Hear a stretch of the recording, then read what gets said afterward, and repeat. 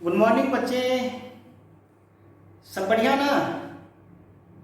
तो चलिए हम लोग आज के सेशन में शुरू करते हैं। पिछले सेशन में हम लोग पढ़ लिए थे ओम्स लॉ, और ओम्स लॉ कहाँ का फेल्योर हुआ था वो आज डिस्कस करेंगे। तो प्यारे बच्चे, आप एक बात बताइए, घर में आप सही से नहीं पढ़ते हैं और सभी लोग से आग्रह है कि थोड़ा मेहनत करिए, अभी आपका टाइम है। इसलिए कह रहे हैं उम्र बीत जाएगा फिर पढ़ाई नहीं हो पाएगी आपकी अच्छी, तो फिर उस समय आपके पास पछताने के अलावा कुछ नहीं कर सकते हैं। ठीक है, सभी चीज टाइम से होता है, इसलिए समय से रहते हुए पढ़ाई कर लीजिए, नहीं तो समय बीत जाएगा फिर नहीं कर पाएंगे आप। ऐसे आप बहुत ही समझदार हैं और बहुत ही अच्छे बच्चे हैं और बहुत ही नेक हैं, इस वजह से आप अच्छे ही करते होंगे, भरोसा है, उम्मीद है। तो चलिए आज का सेशन शुरू करते हैं। कल लिखे थे लास्ट में limitation of Ohm's law, limitation of Ohm's law clear है, या फेल्योर ऑफ ओम्स लॉ। आप यहां पे देखिए, फर्स्ट हम आपको क्या बोले, फर्स्ट फेल्योर क्या हुआ। देखिए ये कंडक्टर है, सबका अपना अपना एबिलिटी है करंट फ्लो करने का। यहां पे आप 100 वोल्ट अप्लाई कर देंगे, करंट जा रहा है, 200 वोल्ट अप्लाई करिए करंट बढ़ेगा, 300 वोल्ट अप्लाई करिए करंट बढ़ेगा, 400 वोल्ट अप्लाई करिए करंट बढ़ेगा। कुछ एक लिमिट तक V directly proportional to I होगा, पर उस लिमिट को जब क्रॉस कर जाएंगे तो टेम्परेचर बढ़ने लगेगा और रेजिस्टेंस भी बढ़ेगा। रेजिस्टेंस को जस्ट इसके बाद डिस्कस करेंगे। हेलो गाइस, इधर देखेंगे। तो कुछ लिमिट के बाद जो V है, ये ग्राफ देखिए, ये आपका पोटेंशियल है, ये आपका करंट है। ये डायरेक्टली प्रोपोर्शनल ग्राफ कल क्या बताया था, स्ट्रेट लाइन, लेकिन कुछ लिमिट के बाद देखिए स्पेसिफिक वैल्यू तक ये डायरेक्टली प्रोपोर्शनल होगा, उसके बाद ये सीज होना स्टार्ट कर जाएगा, मींस उसके बाद ये लीनियर ग्राफ नहीं होगा। क्लियर है, ये क्या होगा, सीज हो जाएगा। तो V ceases to be proportional to I, देखिए ceases to be proportional to I, clear है। तो मीन्स कुछ लिमिट के बाद यहां तक जो है V directly proportional to I है, पर यहां पे सीज हो गया है, ये सीज हो गया यहां पे। तो यही बता रहे थे कि एक लिमिट तक डायरेक्टली प्रोपोर्शनल होगा, उसके बाद सीज होगा। अब यहां पे एक चीज कहना चाहते हैं, एक पॉइंट और लिख देते हैं तब समझाएंगे। The current flowing through a conductor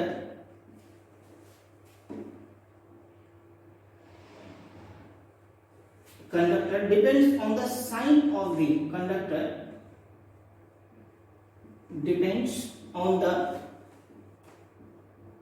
sign of V, ये आपको बताते हैं। क्लियर है। तो ये आप पॉज करके लिख लीजिएगा, ये सेकेंड पॉइंट को हम आपको समझाते हैं कैसे करिएगा। ठीक है, पहले आप इसको लिख लीजिए, प्लीज लिखिए, नोट कर लीजिएगा।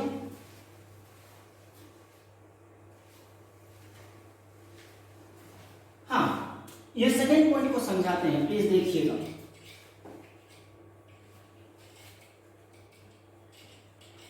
अब यहां पे सेकेंड पॉइंट होगा समझाने का, देखिए जब प्लीज देखिए, लिख तो लिया है, समझिएगा। डायोड क्या होता है, डायोड एक ऐसा चीज है, ये देखिए, इसका हम फिगर भी बताते हैं और ग्राफ भी बताते हैं।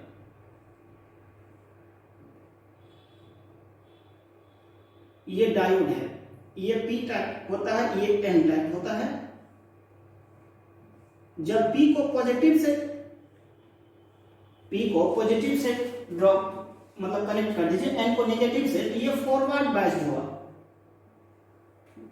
ये फॉरवर्ड बाइस्ड हुआ। नाम ही कहते हैं फॉरवर्ड बाइसिंग। मींस यहाँ पे क्या हुआ, पी टाइप को पॉजिटिव से एन टाइप को नेगेटिव से, और यहाँ पे ये पी है, एन है, इसको आप नेगेटिव से कनेक्ट कर दीजिए, इसको आप पॉजिटिव से कर दीजिए, तो ये रिवर्स बैच हो गया। ठीक है, ये रिवर्स बाइसिंग हो गया, ये फॉरवर्ड बाइसिंग हो गया। तो फॉरवर्ड बाइसिंग में यहां पे करंट जो होगा ये मैक्सिमम होगा, और जबकि यदि ये ओम्स लॉ को फॉलो करता तो रिवर्स बाइस में भी करंट इसमें उतना ही होना चाहिए, लेकिन यहां जो करंट हो जाएगा मिनिमम हो जाएगा। देखिए आप एक बल्ब को कल भी बताए थे बोर्ड में, उसका दोनों पॉइंट लगाइए, तो जितना लाइट करेगा फिर उसको उल्टा दे दीजिए, फिर उतना ही लाइट करेगा। दैट मींस वो ओम्स लॉ को ओबे कर रहा है, लेकिन ये डायोड के केस में ओम्स लॉ को ओबे नहीं करेगा। क्लियर है? मींस हम आपको कहना चाह रहे हैं कि डायोड नॉन ओहमिक कंडक्टर है।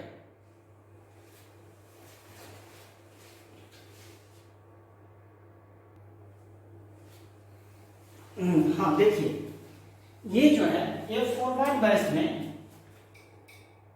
मैक्सिमम करंट पास करेगा और रिवर्स बायस में बहुत कम करंट पास करेगा। ठीक है, ये पी टाइप होता है, ये N type. P type N type क्या होता है, जरा से देखिएगा। सिलिकॉन ले लीजिए, सिलिकॉन का क्या एटॉमिक, यहां पे जो वैलेंस इलेक्ट्रॉन है 4 है, तो यहां पे क्या करिए, कोई एटम पेंटावैलेंट डाल दीजिएगा तो ये एन टाइप बन जाएगा, और यहाँ पे ट्राइवैलेंट डालिएगा तो पी टाइप बन जाएगा। ठीक है, यहाँ पे होल्स अधिक होगा, यहाँ पे इलेक्ट्रॉन्स अधिक होगा। इसको डिटेल में बाद में पढ़ाएंगे, ठीक है, मॉडर्न फिजिक्स में। अभी आपको ये थोड़ा सा बताना है कि यहाँ पे ओम्स लॉ वैलिड नहीं होता है, किसके केस में, डायोड के केस में। ये जो फिगर बनाया, तो ये ग्राफ हम आपको समझाते हैं। पहले फिगर जल्दी से ड्रॉ कर लीजिए कॉपी में।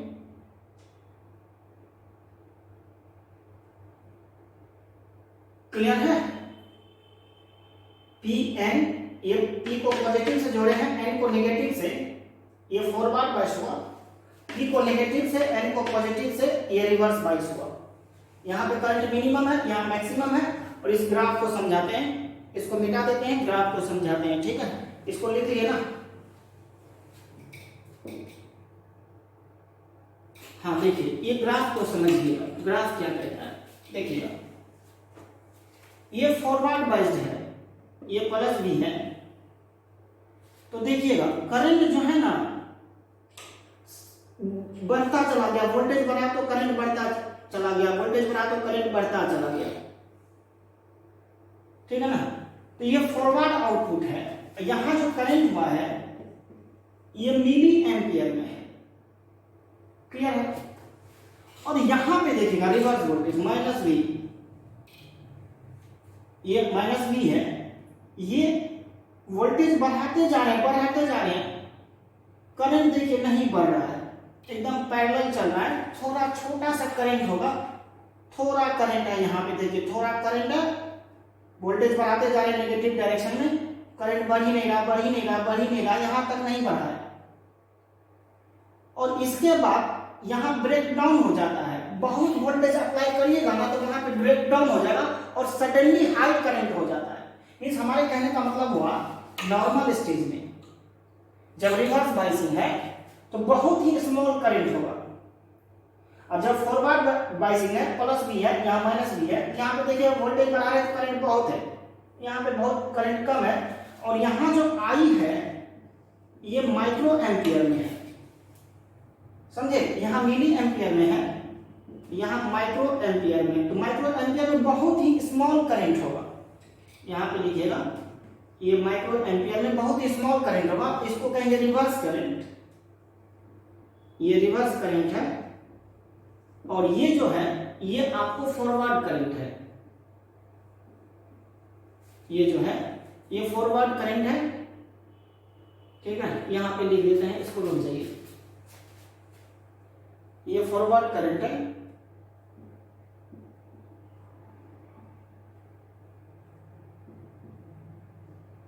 और ये रिवर्स करंट है। तो फॉरवर्ड करंट जो है ना मिली एम्पियर में है और रिवर्स करंट माइक्रो एम्पियर में। वो भी यहाँ पे देखिए, मैं यहाँ पे देखिए, यहाँ से यहाँ पे ये यहाँ पे ये जो है ब्रेक डाउन रीजन है, उसके बाद करंट बढ़ जाता है। वहां पे क्या होता है ना, बहुत वोल्टेज अप्लाई कर दिया नेगेटिव डायरेक्शन में, तो वहां ब्रेक डाउन हो जाएगा, समझिएगा इधर, ठीक है। यहाँ पे क्या होगा, यहाँ से यहाँ तक देखिए बहुत ही स्मॉल करंट है, जबकि जैसे ओम्स लॉ के हिसाब से जैसे फॉरवर्ड बैच में हुआ वैसे ही रिवर्स बैच में होना चाहिए। फॉरवर्ड बैच का मतलब क्या, पी को पॉजिटिव से एन को नेगेटिव से, forward batch, reverse batch P को नेगेटिव से और एन को पॉजिटिव से, उल्टा कर देंगे तो रिवर्स बैच। जितना फॉरवर्ड बैच में करंट उतना ही रिवर्स बैच में करंट होना चाहिए ओम्स लॉ से, पर ऐसा नहीं हुआ। फॉरवर्ड बैच में ज्यादा करंट है और रिवर्स बैच में बहुत ही कम करंट है। तो यहाँ ओम्स लॉ फेल्योर हो गया डायोड के केस में, इसलिए डायोड को हम लोग क्या देते हैं, नॉन ओहमिक कंडक्टर। क्लियर हो गया। और डायोड बनाते हैं पी टाइप सेमीकंडक्टर और एन टाइप सेमीकंडक्टर से मिला करके डायोड बनाते हैं। और पी टाइप सेमीकंडक्टर आपको बताएंगे मॉडर्न फिजिक्स में आगे जब आएंगे तब, ठीक है। ये ग्राफ ड्रॉ कर लीजिए, ये ग्राफ ड्रॉ कर लीजिए, या नहीं तो आप पॉज करके ग्राफ ड्रॉ कर लीजिएगा।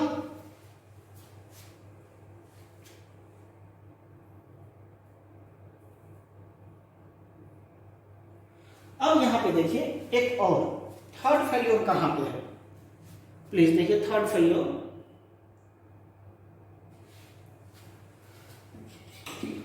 कि आप ये देखिए ओम्स लॉ यदि है V directly proportional to I, तो एक V के लिए एक ही I है, V और I में यूनिक रिलेशन है। ये 2 है, ये 4 है, ये 6 है, ये मान लीजिए 4 है, ये मान लीजिए 8 है, ये मान लीजिए 12 है। तो 2 वोल्ट के कॉरस्पॉन्डिंग 4 वोल्ट के कॉरस्पॉन्डिंग 8 या 6 के कॉरस्पॉन्डिंग 12, तभी जाकर के ये लीनियर होगा। एक वोल्टेज के लिए एक ही करंट या एक करंट के लिए एक ही वोल्टेज, तब वो यूनिक हुआ।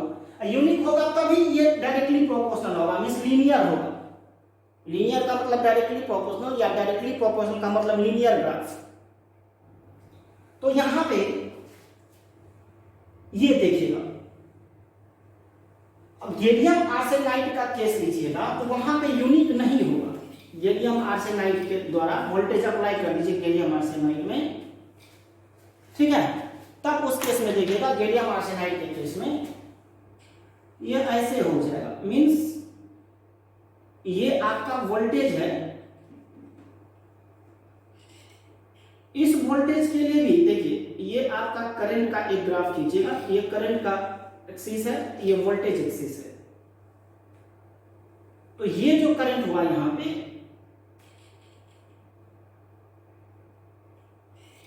ये यहां पे देखिए,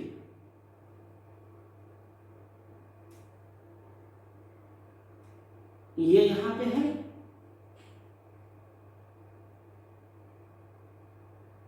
ये यहां पे, मतलब 2 वोल्टेज के कॉरस्पॉन्डिंग एक करंट हुआ है। तो ये यूनिक रिलेशन नहीं हुआ। गैलियम आर्सेनाइड के केस में, गैलियम आर्सेनाइड के केस में वोल्टेज अप्लाई कर दीजिए, तब देखिएगा 2 वोल्ट, पहले क्या होगा, वोल्टेज बढ़ाइएगा तो करंट बढ़ेगा फर्स्ट, फिर वोल्टेज बढ़ाते जाएगा तो फिर करंट घट जाएगा और फिर इसी वैल्यू पे आ जाएगा।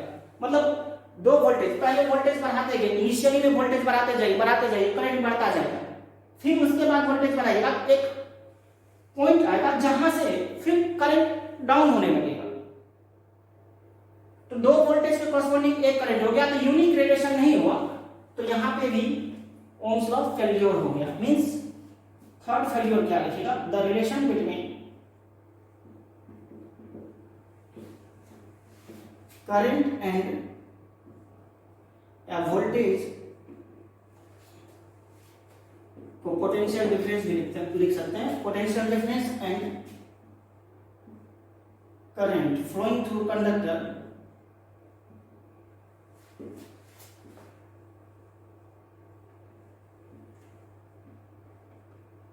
is not unique.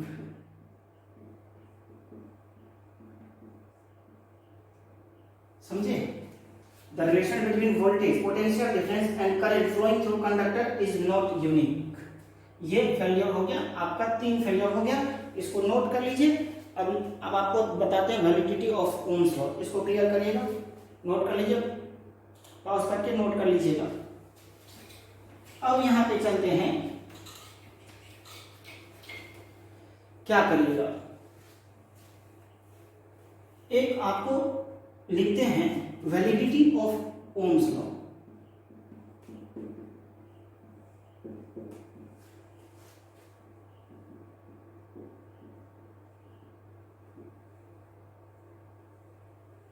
Validity of Ohm's law देखिए सर, हम आपको प्रूफ करके दिखाते हैं।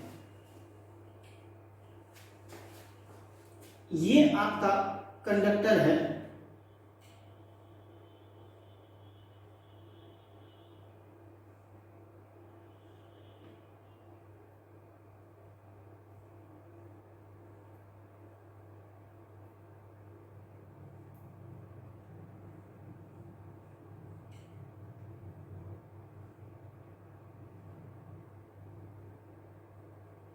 इधर आप इसके अक्रॉस वोल्टेज भी अप्लाई कर दीजिए, ठीक है, करंट फ्लो कर रहा है आई। आप लिखे थे J equal to NEVD, clear है, J को लिख देंगे I बाय A, NEVD। अच्छा, VD क्या लिखे थे, याद होगा EE बाय M इंटू टॉ लिखे थे हम लोग, इसको पुट कर देते हैं। और E इक्वल टू इलेक्ट्रोस्टैटिक में पढ़े थे V by L, length L है, इसका लेंथ L ले लीजिए, ठीक है, और इससे करंट I फ्लो कर रहा है।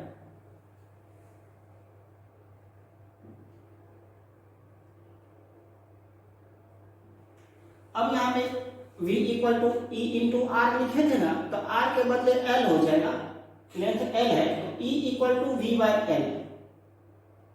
यहां देखिएगा, प्लीज ध्यान दीजिएगा, इधर समझिएगा, आप अच्छे स्टूडेंट हैं, प्लीज ध्यान दीजिए।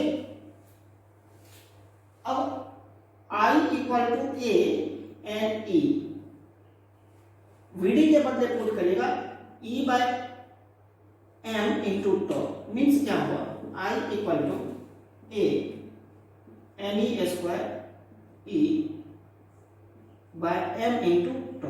अब इसको ऐसा लिख सकते हैं, ध्यान दीजिएगा, I equal to A NE square tau by M, और E के बदले V by L, means I equal to A NE square tau by ML into V हो गया, क्लियर हुआ। अब देखिए V by I equal to लिख सकते हैं, I को वहां ले लीजिए, तो means V by I equal to लिख सकते हैं क्या, बोलिए, V by I equal to लिख सकते हैं ML by ANE square tau, clear. तो यहां से ML by ANE square tau, तो V बाय I, देखिएगा ध्यान दीजिएगा, इधर ML by ANE square tau, mass भी कांस्टेंट, लेंथ भी कांस्टेंट, मास ये इलेक्ट्रॉन का मास है, तो 9.1 into 10 to the power minus 31 kg, area भी कांस्टेंट, N भी कांस्टेंट, E भी कांस्टेंट, रिलैक्सेशन टाइम भी कांस्टेंट। तो ये जो है V बाय I जो है, ये आपका कांस्टेंट हो जाएगा, तो ये V बाय I, ये जो कांस्टेंट होगा यहाँ पे ये R हो जाएगा, ये जो कांस्टेंट होगा ये R हो जाएगा।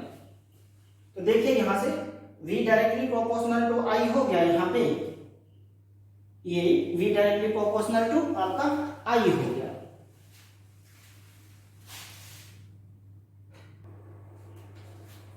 हाँ देखिए यहाँ पे, तो यहाँ पे क्या लिखे हैं, फिर से देखिए बताते हैं, A L E square tau by M, electric field के बदले यहाँ पे क्या लिख देंगे, V बाय एल, यहाँ से पुट कर दीजिए, तो A L E square tau by M L, यहाँ B हो गया, ठीक है।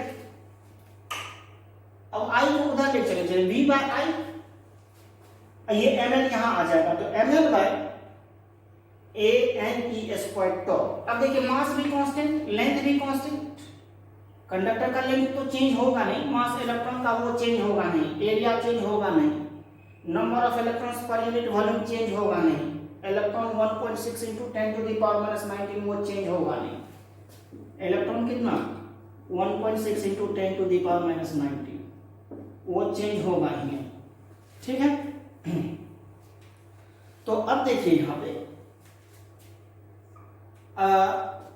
क्या करिएगा, तो V equal to I R हो गया, तो V डायरेक्टली प्रोपोर्शनल टू क्या हो गया I, तो क्या लिखिएगा, दिस प्रूव्स ओम्स लॉ, ठीक है ना, वैलिडिटी ऑफ क्या ओम्स लॉ, इसको लिख लीजिए, पॉज करके लिख लीजिए, क्लियर करिए जल्दी से।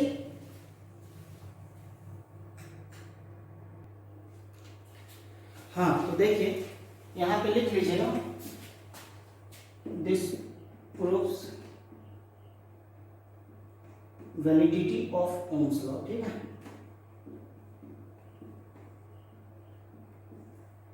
क्लियर हो गया। अब यहाँ पे देखिएगा, यहाँ पे हम आपको नेक्स्ट टॉपिक है रेजिस्टेंस। अब वो रेजिस्टेंस को डिस्कस करते हैं।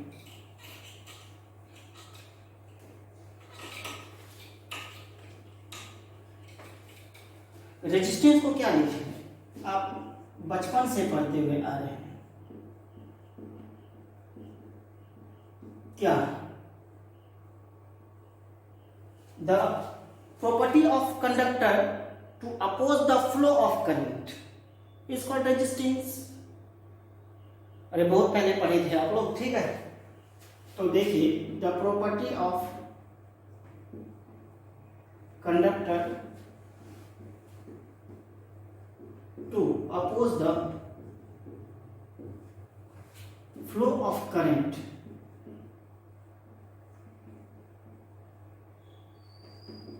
is called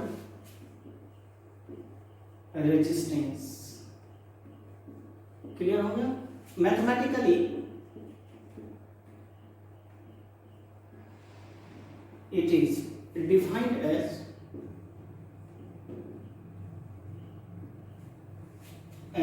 the ratio of potential difference across ends of conductor and current flowing through it।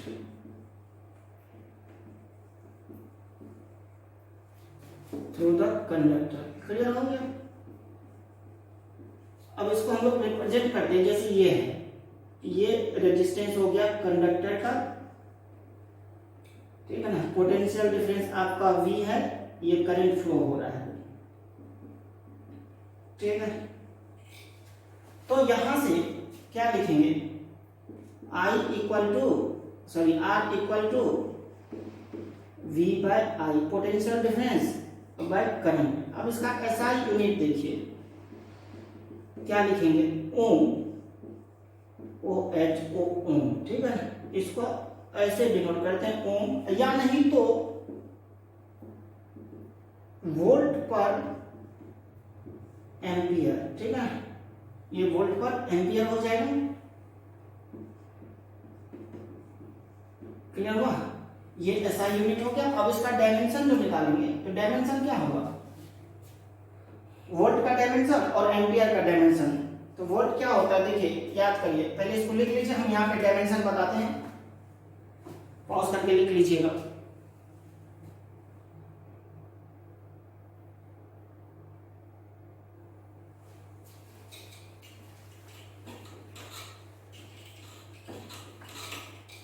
अब यहाँ पे डायमेंशन हम आपको बताते हैं, ठीक है। डायमेंशन जो लिखिएगा, क्या लिखिएगा बताइए, वोल्ट। याद है V equal to W by Q लिखे थे, तो mL2 T-2 और Q को AT लिख देंगे, तो ये आपका mL2 T-3 A-1 हो गया था। ये क्या चीज का, पोटेंशियल का। तो पोटेंशियल का डायमेंशन mL2 T-3 A-1, अब बाय चार्ज का डायमेंशन AT हो जाएगा। अब यहां पे T ऊपर ले लीजिए, तो mL2 T-4 A-2, ये जो हो गया, ये डायमेंशन हो गया रेजिस्टेंस का। क्लियर है। अब यहां पे देखिएगा definition of ohm, definition of ohm, ठीक है। देखिए आप R इक्वल टू क्या लिखे, V by I, if V equal to 1 volt. यदि 1 वोल्ट अप्लाई कर दीजिए, ये आपको रेजिस्टेंस है R, इसके अक्रॉस 1 वोल्ट अप्लाई कर दीजिए। जब 1 वोल्ट अप्लाई कर दीजिए और करंट भी 1 ओम फ्लो करने लगे, 1 एम्पियर करंट फ्लो करने लगे, तो R equal to 1 volt by 1 ampere. तो ये क्या होगा, 1 वोल्ट पर एम्पियर, और 1 वोल्ट पर एम्पियर को क्या कर देंगे, ओम कह देंगे। तो R इक्वल टू यहां पे हो गया 1 ओम, मींस R इक्वल टू 1 ओम। 1 ओम, वैसे कंडक्टर के रेजिस्टेंस को 1 ओम कहेंगे जिसमें 1 वोल्ट अप्लाई करने पर 1 एम्पियर करंट फ्लो करने लगेगा। A conductor is said to have a resistance of 1 ohm if 1 volt potential difference across its ends causes current of 1 ampere। Means जब 1 वोल्ट अप्लाई करके 1 एम्पियर करंट फ्लो करने लगेगा जिस conductor में, उस conductor के रेजिस्टेंस को हम लोग 1 ओम कहेंगे। क्लियर हुआ। इसको स्क्रीनशॉट ले लीजिए, या नहीं तो इसको पॉज करके लिखिएगा। क्लियर है, इसको लिख लीजिए, तब हम इसको डिफाइन कर देते हैं, लैंग्वेज में लिख देते हैं।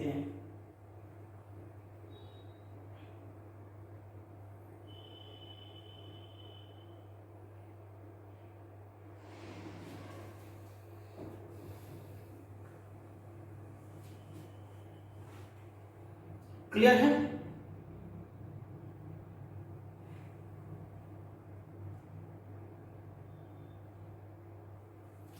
इसको मिटा देते हैं, ठीक है। अब यहां पे देखिए, ए conductor is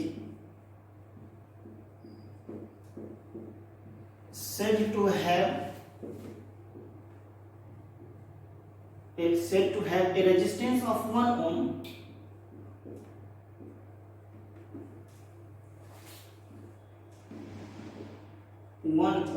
if 1 volt potential difference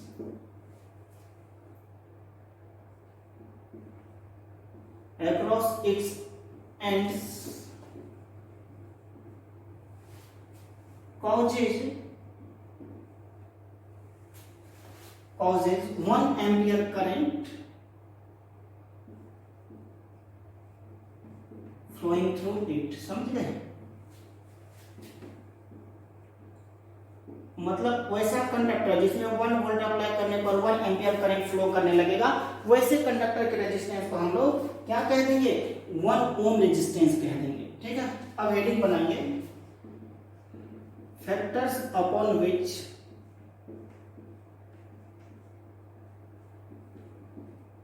resistance depends.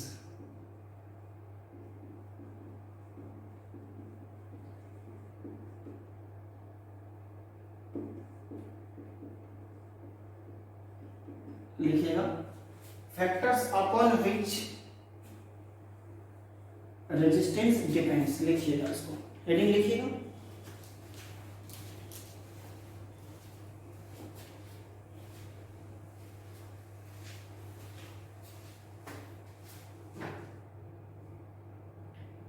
आप लोग थोड़ा अच्छे से पढ़ाई करिए, पढ़ाई ठीक से नहीं करते हैं, ठीक है। आप लोगों से बहुत कंप्लेन है, कुछ लोग सोए रह जाते हैं, अच्छी पढ़ाई नहीं करते, जबकि आप लोग अच्छे स्टूडेंट हैं। हम आपसे बहुत उम्मीद करते हैं और आपसे बहुत आशा भी है कि आप कुछ ना कुछ करेंगे। इसको लिख लिए। अब चलिए क्या क्या फैक्टर पे डिपेंड करेगा हम आपको यहाँ पे समझाते हैं। टेम्परेचर को यहाँ पे कांस्टेंट कर दिया, अभी टेम्परेचर वैरी नहीं कर रहे हैं, ठीक है। क्या करिए, फर्स्ट में डिपेंडेंस अपॉन लेंथ,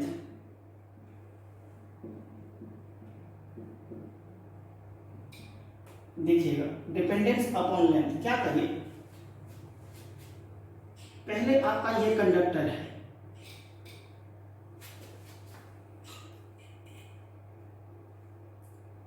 इसका लेंथ L लीजिएगा, लेंथ L है, इसमें V अप्लाई करिएगा, ठीक है। क्लियर है। यहां पे करंट फ्लो कर रहा है I, देखिएगा। तो यहां पे V इक्वल टू क्या लिखेंगे, I/R1। क्लियर है। तो R1 equal to V/I, resistance हो गया R1 इक्वल टू V/I। अब रेजिस्टेंस डबल कर दीजिए। क्लियर है। देखिएगा रेजिस्टेंस डबल कर दीजिए, सॉरी लेंथ इसका डबल कर दीजिए, ये 2L कर दीजिए। देखिएगा सोर्स वही रहने दीजिए, आप यहां ध्यान दीजिएगा, सोर्स वही रहने दीजिए V। तो यहां पे करंट जो हो जाएगा, ये करंट I/2 हो जाएगा, देखिएगा हाफ हो जाएगा करंट, मतलब रेजिस्टेंस जस्ट डबल हो गया। तो यहां पे प्रैक्टिकली देखिएगा, पहले लेंथ L रखिए, एक तो बैटरी लगा दीजिए, उसमें करंट मेजरमेंट कर दीजिए, सपोज 10 एम्पियर आया। ध्यान दीजिएगा, हेलो बच्चे प्लीज इधर ध्यान दीजिए। हम कह रहे हैं कि एक आप बैटरी लगा दीजिए कंडक्टर में, लेंथ ले लीजिए, करंट को नोट कर लीजिए, एमीटर से मेजरमेंट कर लीजिए, 10 एम्पियर करंट आया सपोज। अब उसी का लेंथ डबल कर दीजिए, जैसे पहले मान लीजिए 5 मीटर का लिए थे, 10 मीटर का लेंथ ले लीजिए, फिर वही बैटरी लगा दीजिए, सेम बैटरी। देखिएगा करंट हाफ हो जाएगा, पहले 10 एम्पियर आ रहा था तो करंट 5 एम्पियर हो जाएगा। प्रैक्टिकली करके देखिए इसको। तब यहां पे जो यहां पे R2 इक्वल टू V/I/2, यहां 2 ऊपर चला जाएगा, 2 इंटू V/I। अच्छा V/I को क्या कह देंगे, R1। तो R2 इक्वल टू 2R1 हुआ। मीन्स देखिए लेंथ डबल किए तो रेजिस्टेंस भी डबल हो गया। Means resistance is directly proportional to length. कब, जब टेम्परेचर कांस्टेंट हो। तो यहां से एक पॉइंट क्या लिखेंगे, एट कांस्टेंट टेम्परेचर,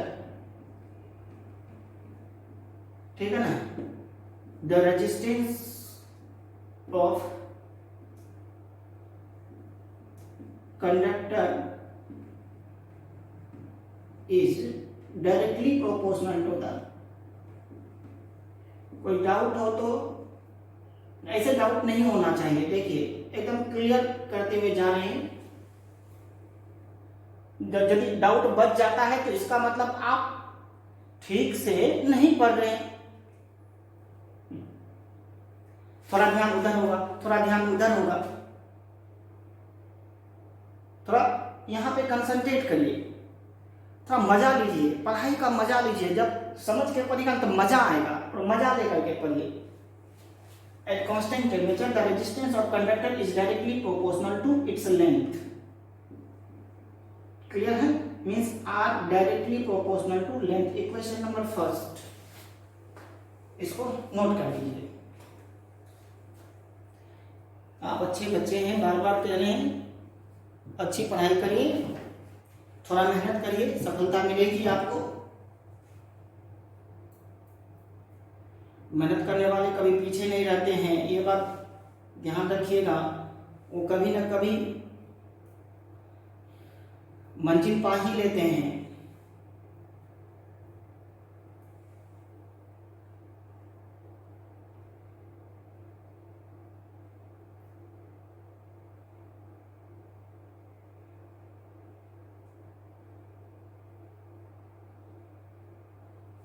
ठीक है, अब देखिए dependence on area of cross section, second number में dependence on area of cross section. देखिए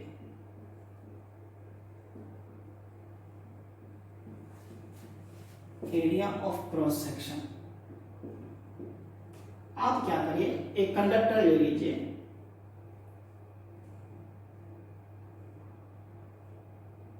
ठीक है, एक्सपेरिमेंटली देखिए, एक बैटरी जोड़ दीजिए इसमें।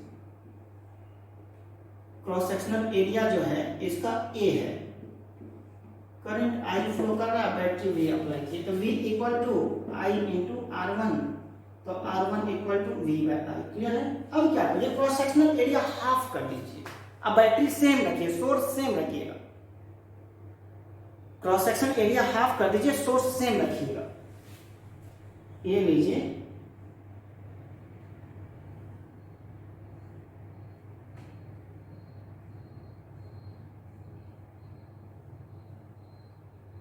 डॉक्टर का बहुत कमी है, सो आपसे गुजारिश, मेरा निवेदन है कि अच्छी पढ़ाई करिए, अच्छे डॉक्टर बनिए और सेवा करिए अपने देश का।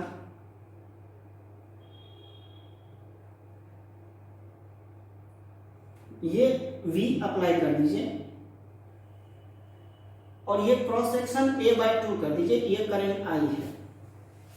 यहां क्या होगा ना, जैसे क्रॉस सेक्शन हाफ करिएगा ना, तो करंट जो होगा ना आधा हो जाएगा। प्रैक्टिकली करें, इसमें 10 एम्पियर होगा तो इसमें 5 एम्पियर करंट हो जाएगा। सोर्स सेम रहने दीजिएगा। तब यहां पे देखिए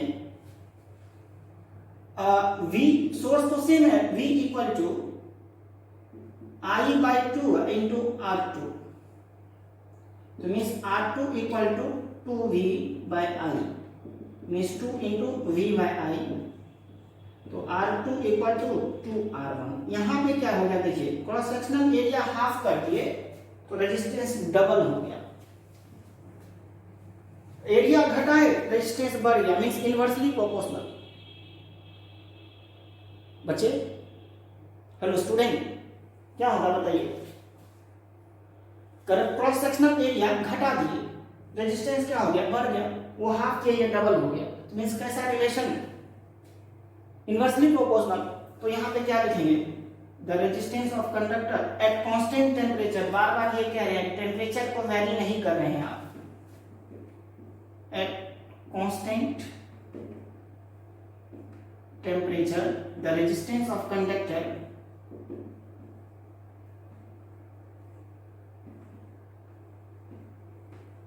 is inversely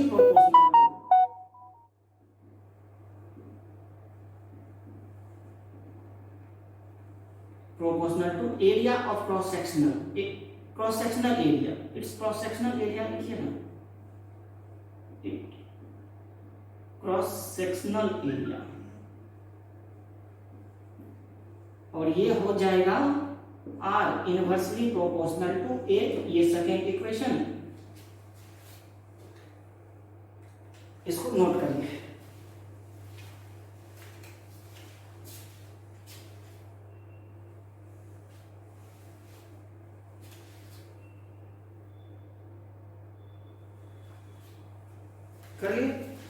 कर लिए ना। अब देखिए यहां पे थर्ड में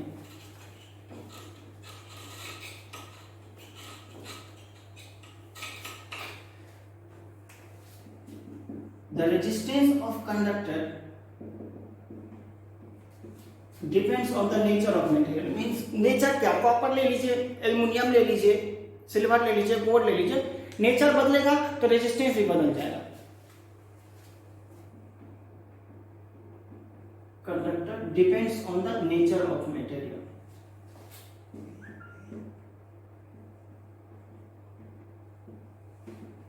तो मीन्स अब सारा ओवरऑल देखिएगा तो R directly proportional to L by A means L length का डायरेक्टली प्रोपोर्शनल, एरिया का इनवर्सली प्रोपोर्शनल। ये जाएगा कांस्टेंट, एक रो आ जाएगा, यही रो जाना, ये रो सबका अलग अलग होगा। ये नेचर को इंडिकेट करेगा कौन, ये रो, रेजिस्टिविटी जिसको कहते हैं, ये कांस्टेंट हो गया। यही कांस्टेंट सबका अलग अलग होगा। एल्युमिनियम ले लीजिएगा, एल्युमिनियम का रो अलग होगा, जबकि सेम लेंथ ले लीजिए, ये ले लीजिए एल्युमिनियम, ये ले लीजिए गोल्ड, ये ले लीजिए सिल्वर, ये लीजिए कॉपर, सबका लेंथ सेम है, सबका area of cross section same है। एल्युमिनियम है, कॉपर है, गोल्ड है, सिल्वर है, सबका एरिया सेम है, सबका लेंथ सेम है, फिर भी रेजिस्टेंस अलग होगा। क्यों? क्योंकि सबका रेजिस्टिविटी अलग अलग होगा। यही नेचर को इंडिकेट करता है कौन, रेजिस्टिविटी, रो। हम यहाँ पे लिख देते हैं, आप चिंता ना करें, आप बहुत चिंता करते हैं। रो बराबर इसको लिख देते हैं प्रोपोर्शनलिटी कांस्टेंट, ठीक है। इसका इसी का नाम देंगे रेजिस्टिविटी, रेजिस्टिविटी ऑफ मटेरियल, ठीक है। और इसको यानी तो दूसरा नाम देंगे स्पेसिफिक रेजिस्टेंस। ये कांस्टेंट होगा, सबका अपना अलग अलग होगा, स्पेसिफिक रेजिस्टेंस। क्या क्या नाम हो गया, रेजिस्टिविटी इसका नेम हो गया, स्पेसिफिक रेजिस्टेंस नेम हो गया, या ये प्रोपोर्शनलिटी कांस्टेंट भी हो गया। Means R equal to rho into L by P। अब रेजिस्टिविटी को क्या डिफाइन करिएगा,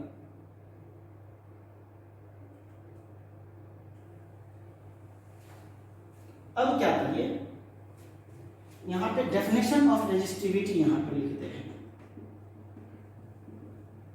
ऑफ रेजिस्टिविटी। ये रेजिस्टिविटी को आप क्या डिफाइन करिएगा, ठीक है। आप इसको लिखिए, नोट कर लीजिए।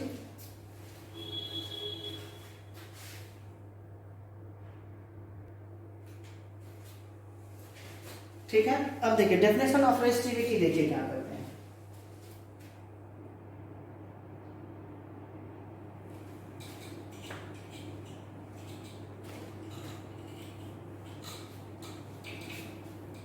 अब यहां पे देखिएगा, R equal to rho into L by A if length equal to 1 metre ले लीजिए, area of cross section 1 metre square. तो R equal to rho 1 by 1, तो R इक्वल टू क्या हो गया, रो, यानी रो इक्वल टू क्या है, R। The resistivity of a conductor is equal to resistance of a conductor having unit length and unit cross sectional area. मतलब वैसा conductor जिसका क्रॉस सेक्शनल एरिया 1 हो, यूनिट हो, और उसका लेंथ 1 हो, 1 metre length, 1 metre square area, तो वैसे कंडक्टर के रेजिस्टेंस को हम लोग रेजिस्टिविटी कह देंगे। क्लियर हुआ? मीन्स यहां पे ये लिखेंगे, the resistivity of conductor activity of a conductor is equal to the resistance of conductor having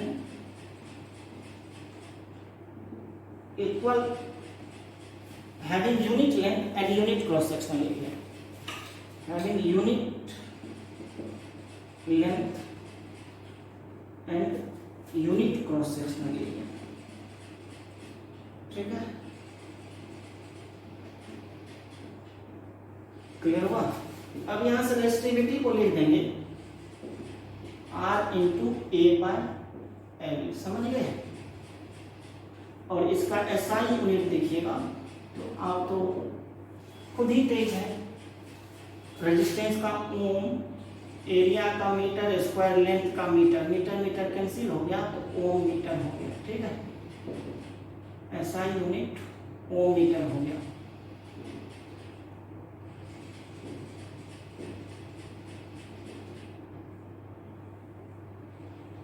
clear हो गया। अब इसका डायमेंशन लिखिएगा, तो डायमेंशन क्या लिखिएगा आप, लिखे थे रेजिस्टेंस का डायमेंशन अभी लिखे थे m, क्या लिखे थे बोलिए, अभी जस्ट लिखे थे रेजिस्टेंस का R equal to V by I लिखे थे ना, तो m L two T minus 4 A minus 1, V का W by Q, L two T minus 2 by 8, m L two T minus 3 A minus 1। ठीक है,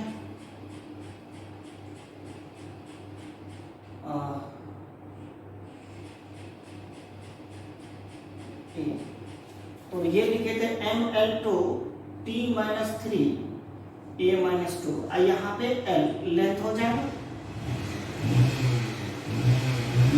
तब हो जाएगा M L 3 T minus 3 A minus 2। देखिए एम एल एल टू ये L, तो M L 3 हो जाएगा, टी माइनस 3 हो जाएगा, ए माइनस 3 हो गया। ये रेजिस्टिविटी का डायमेंशन हो गया। मीन्स देखिए रेजिस्टेंस ओम का डायमेंशन लिखे थे रेजिस्टेंस का M L two T minus 3 A minus 2, और ये length L square L L Q हो जाएगा यहाँ पे। तो ये रेजिस्टिविटी का आपका डायमेंशन हो गया। क्लियर हो गया क्या? अब इसको नोट कर लीजिए।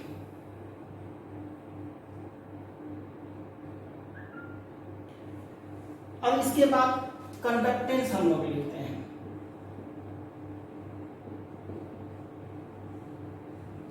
कंडक्टेंस इसको डिनोट करेंगे कैपिटल जी से।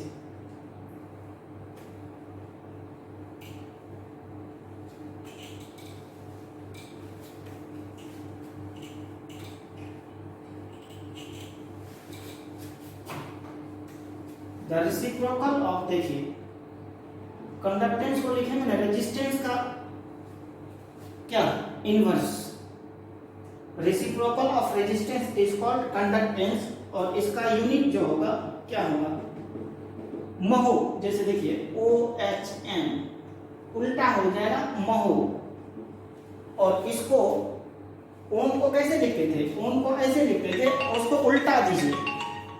ठीक है, ओम को ऐसे लिखते थे, उसको उल्टा दीजिए, तो ये महो हो जाएगा, ये ऐसा हो जाएगा। ओम को ऐसे लिखते थे, अरे लोटा, लोटा होता ना, लोटा वहां उल्टा लोटा था, और यहाँ सीधा लोटा कर दीजिए। ठीक है, ये आपका महो हो जाएगा। ठीक, रुकिए 1 minute.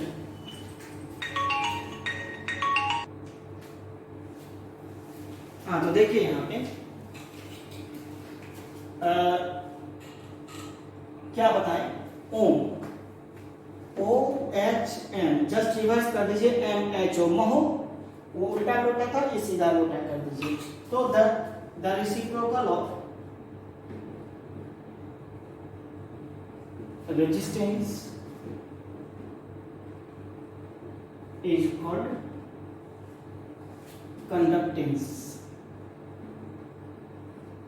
it is denoted by G।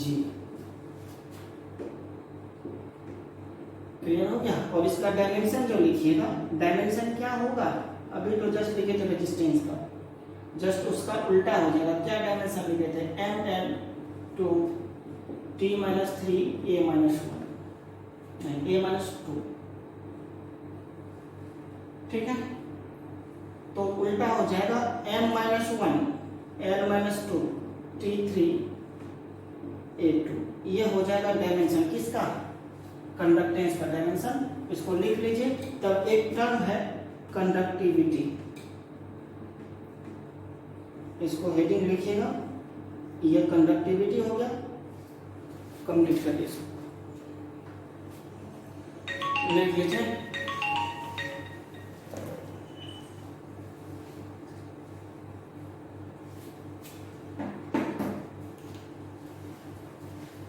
ठीक है। अब देखिए कंडक्टिविटी क्या होगा, इसको मिटाते हैं। ध्यान से देखिएगा कंडक्टिविटी, जो रेजिस्टिविटी, अब देखिए रेजिस्टेंस का उल्टा कंडक्टेंस और रेजिस्टिविटी का उल्टा कंडक्टिविटी हो जाएगा। तो कंडक्टिविटी को क्या डिफाइन करेंगे, the reciprocal of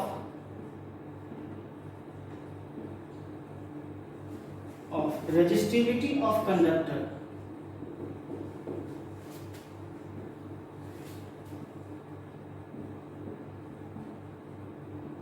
is called conductivity।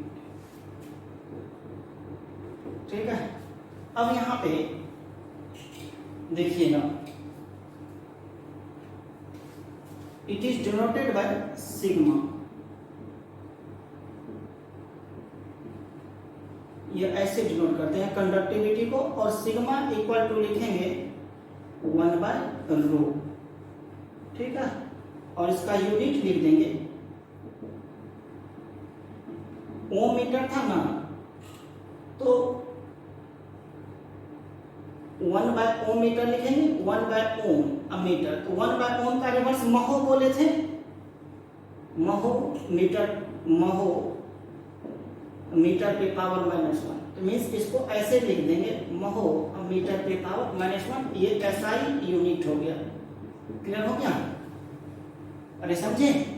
और इसका डायमेंशन जो है, डायमेंशन जो कंडक्टिविटी का निकाले थे, कंडक्टिविटी का डायमेंशन क्या निकाले थे, अभी जस्ट निकाले थे, ml3 T-3 A-2 लिखे थे। तो इसका लिख दीजिएगा जस्ट m-1 L-3 T3 हो जाएगा, A² हो जाएगा। ठीक है। ये कंडक्टिविटी का हो गया। देखिए ये कैसे निकालते, शुरू से देखिए, बिगनिंग से। R = V/I, तो V क्या लिखे थे, W/Q, ml2 T-2 /AT।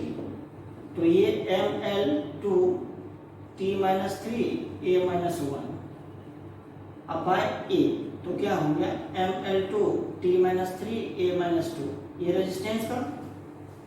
तो ओम मीटर, तो ml3 हो, रेजिस्टिविटी का ओम मीटर, तो ओम ml2 मीटर ले लीजिए, तो ml3 T-3 A-2, तो m-1 हो गया, l-3 T+3 A2। ठीक है। ये कंडक्टिविटी का हो गया। इसको कंप्लीट कर लीजिए। तो देखिए क्या क्या कंप्लीट हो गया, रेजिस्टेंस हो गया, कंडक्टेंस हो गया, रेजिस्टिविटी हो गया, कंडक्टिविटी हो गया। अब इसके बीच सारा रिलेशंस है और फिर न्यूमेरिकल्स पार्ट है।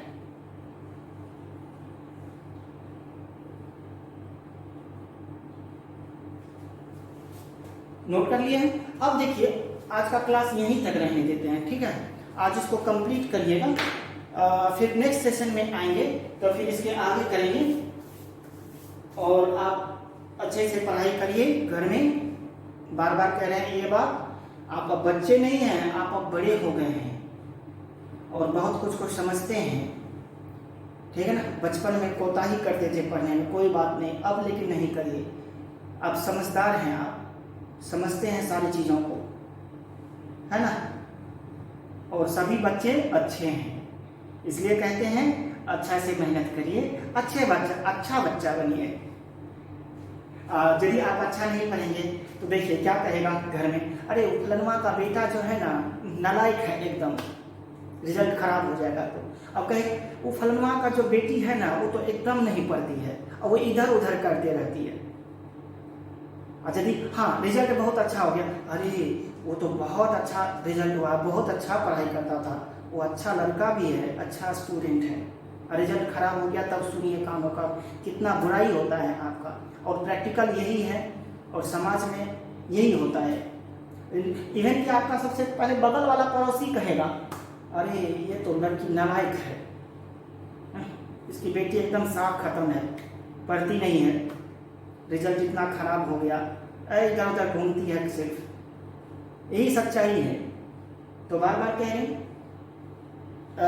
पढ़ाई करिए। ठीक है, चलिए बाय बाय, थैंक यू।